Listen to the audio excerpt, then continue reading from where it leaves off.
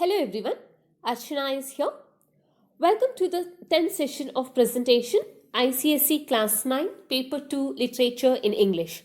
In today's session, let us deal with the prose Hearts and Hands written by O. Henry. About the author, O. Henry was an American writer whose actual name was William Sidney Porter. His short stories are known for wit, wordplay, humor, and twisted endings. It is also called surprise endings. He was born on 11th September 1862 in Greensboro, North Carolina. His father, Algernon Sidney Porter, was a medical doctor. When he was only 3 years old, his mother died, and his grandmother and aunt raised him. He left the school at the age of 15 and did many jobs. In 1896, he was accused of embezzlement. He was sentenced for 5 years in jail. While in prison, he began writing short stories, and his first published story was Whistling Dick's Christmas Stocking in 1899. He used a pseudonym, Olivia Henry, only to hide his identity, as he did not want his readers to know that he was in jail. His 12 stories were published when he was in prison. He was released from jail only in 3 years because of his good behavior. He moved to New York City in 1902 and wrote a story a week for the New York World. His first collection of stories was Cabbages and Kings, and the next collection was The 4 Million. His success brought excessive pressure, and he suffered from alcohol addiction. And he died on 5th June 1910 in New York. The story Hearts and Hands describes the chance encounter on a train between two acquaintances, that is, Miss Fairchild and Mr. Easton. The situation turns awkward when Miss Fairchild notices that Easton is handcuffed to a grim-looking man. The man intervenes to save Easton from embarrassment and prevent the girl from discovering the truth about him. It is only through the observations of their fellow passengers that the reader is made aware of the real nature of the relationship between the two men handcuffed to each other. Before we deal with the story, let us know the characters of the story. Mr. Easton, his handsome person with frank countenance and manners. He feels embarrassed in handcuffs. The glow fades away. A counterfeit in reality, and two passengers reveal his identity. Miss Fairchild, charming and pretty woman, rich, materialistic, and self-centered. She sees Mr. Easton in handcuffs. She feels tensed, uncomfortable, and embarrassed. The glow from her cheeks fades away. Bewildered, unable to reconcile with the situation, and revealed by the marshal. The other man, that is Marshall, ruffled, glum-faced person. He is heavily built, roughly dressed, yet kind and helpful, observant and intelligent, sympathetic. Comes forward to help Miss Fairchild. He saves the unpleasant situation. The story Hearts and Hands revolves around 3 main characters and 2 minor characters. The story is set in a train to Denver. Denver is a city in Colorado, America. So at Denver, there was an influx of passengers. Many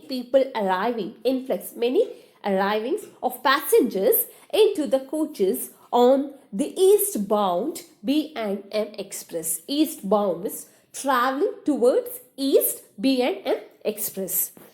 An elegantly attired woman named Miss Fairchild is seated in the train when 2 men arrive and take the seat facing her. One is of handsome presence with a bold, frank countenance and manner, and the other is a ruffled, glum-faced person, heavily built and roughly dressed. It quickly becomes apparent that the woman knows one of them. She speaks to this man whose name is Mr. Easton. She says, "Well, Mr. Easton, if you will make me speak first, I suppose I must. Don't you ever recognize old friends when you meet them in West?" The man raises himself sharply at the sound of a voice. He overcomes his embarrassment and then clasps her fingers with his left hand. Miss Fairchild is rather surprised to discover that he is handcuffed to the man seated beside him. As Easton greets the young woman, he slightly raises his right hand, bound at the wrist by the shining bracelet, to the left one of his companion. The glad look in the girl's eyes slowly changes to bewildered horror. The glow fades from her cheeks. Easton, with a little laugh, as if amused, is about to speak again when the other man forestars him. The glum-faced man has been watching the girl's countenance with his shrewd eyes. He senses Easton's embarrassment and volunteers an explanation that Easton is the marshal and the two are headed for Leavenworth prison. It is 7 years for count of year, he tells her. As the conversation continues, the woman is surprised to learn that Easton has discarded his life in Washington to become a marshal in the West. But she finds the West agreeable as well. The young woman continues to chat with her acquaintance, but she continues to stare at the handcuffs. To ease her concern, the rough-looking older man tells her, "Don't you worry about them, miss. All marshals handcuff themselves to their prisoners to keep them from getting away. Mr. Easton knows his business." The girl asked, "Well, we see you again soon in Washington." So Easton replies, "Not soon, I think. My butterfly days are over, I fear." So as the two men stand to go to the smoker car, the young woman bids Mr. Easton goodbye. All the while, two passengers seated nearby have listened to the conversation. One remarks that Mr. Easton seems too young to be a marshal.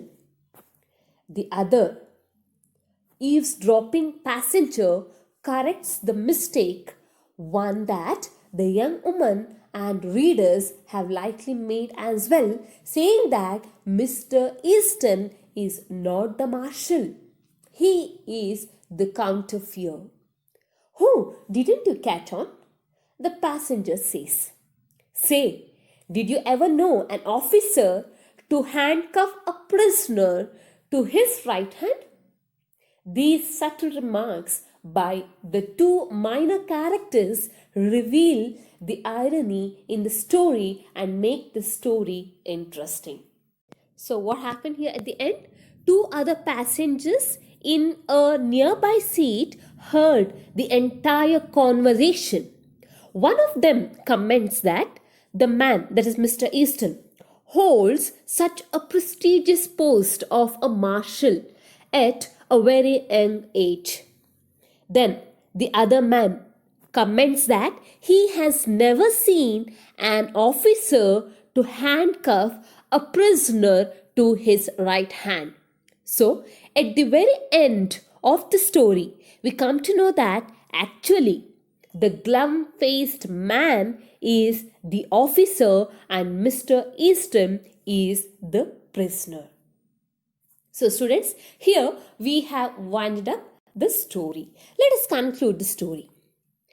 The story Hearts and Hands is set on a train, eastbound BM Express, where an elegantly dressed, luxurious, pretty young woman, Miss Fairchild, meets by chance one of his old acquaintances, that is Mr. Easton. Mr. Easton greets her with his left hand as his right hand is handcuffed with the left hand of another glum-faced, heavily built and roughly dressed man seated next to him. Miss Fairchild is surprised to see that they are handcuffed.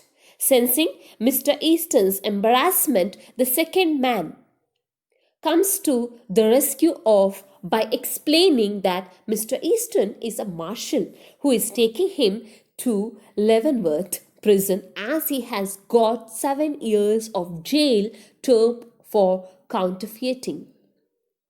This gives Miss Fairchild some relief as she started to think something bad about her old friend. Then they continue the conversation further.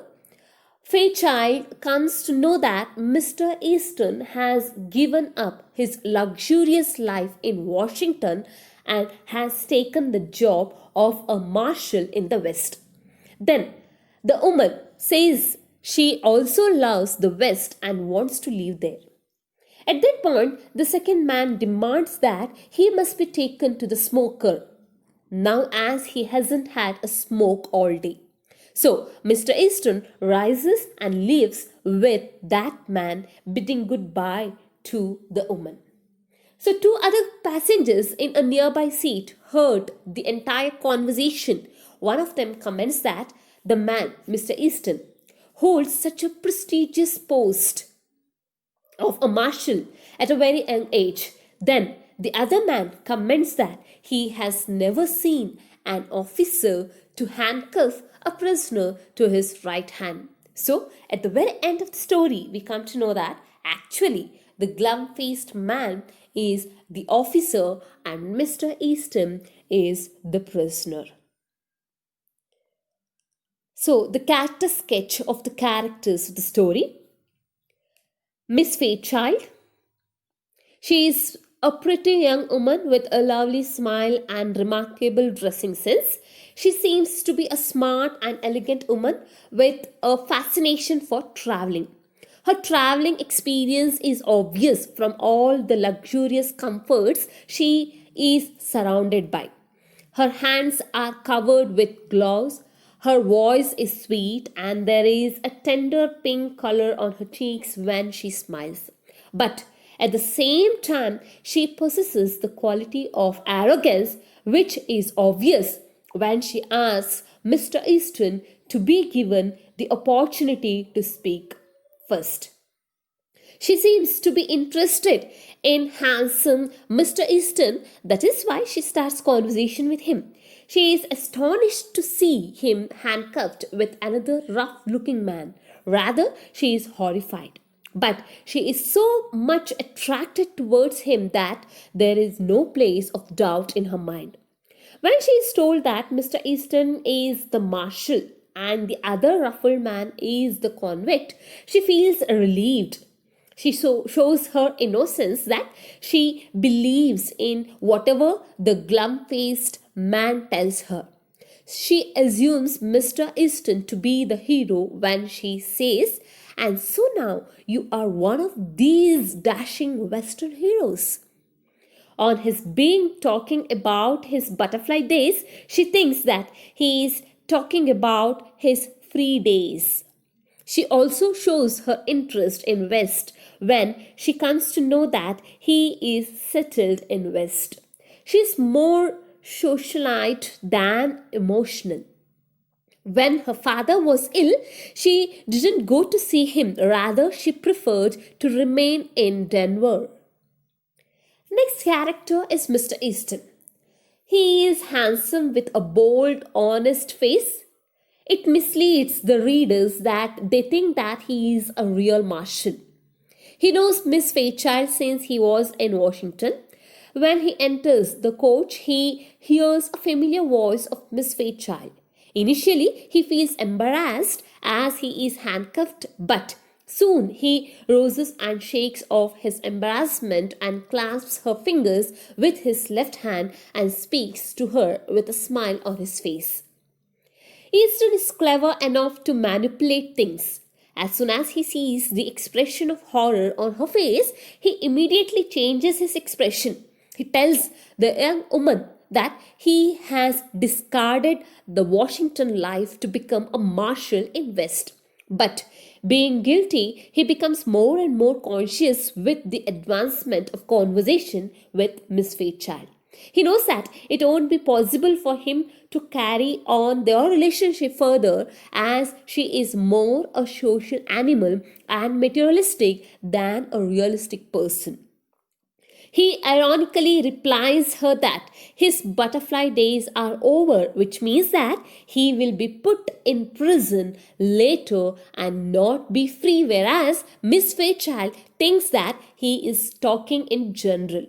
He is sentenced to 7 years of imprisonment in Leavenworth prison for counterfeiting. He is handcuffed by his right hand. This is another irony that he is handsome and charming but a criminal. Next character is Marshall. He is a ruffled, glum-faced person who is heavily built and roughly dressed, but he is compassionate and kind-hearted. He is handcuffed by his left hand with a criminal, which is another example of irony. He pretends to be the prisoner in order to save Mr. Easton from embarrassment in front of Miss Fairchild. He has a good judgmental quality of human behavior. He is witty to sense the embarrassment felt by Mr. Easton and so delivers an explanation on his behalf. He tells Miss Fairchild that all the marshals handcuff themselves to their prisoners to keep them from getting away when she continues to stare at the handcuffs. He does not want to humiliate Easton in front of an old friend and even doesn't care for his own reputation. At one point, when the conversation between Mr. Easton and Miss Fairchild is going on, he remains quiet and listens to them calmly, and at a situation when he thinks that Easton might not reveal the truth mistakenly, he takes an excuse and goes along with him in the smoker room. This shows his humbleness and large-heartedness. Theme. The main themes of the story have been the compassion of a marshal for his convict and the deceptive quality of appearance. Though Mr. Easton is a criminal, the officer rescues him from embarrassment twice in the story. First, by telling a lie that he is the convict and Easton is the marshal, and lying again that he needs a smoke in order to help Mr. Easton escape from the embarrassing situation.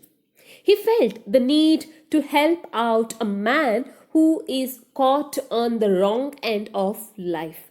This has been an outstanding display of human compassion from the marshal. Again, the story reminds us the old lesson that appearances can be deceptive. Until the last line of the story, who would have thought that Mr. Easton is not the marshal but the criminal? This twist in the end not only makes the story interesting and likable, but also delivers the message that things should not always be taken at the face value. Title. The title of the story, Hearts and Hands, draws a lot of attention.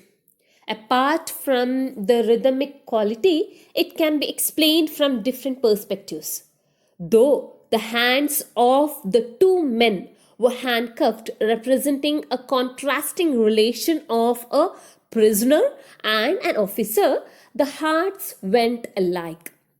The marshal could feel the beats of the heart of his convict. He came forward to save his prisoner from the embarrassing situation by lying to the woman. Although his hands were forced to do the duty of punishing a convict, his heart made him feel pity for Mr. Easton.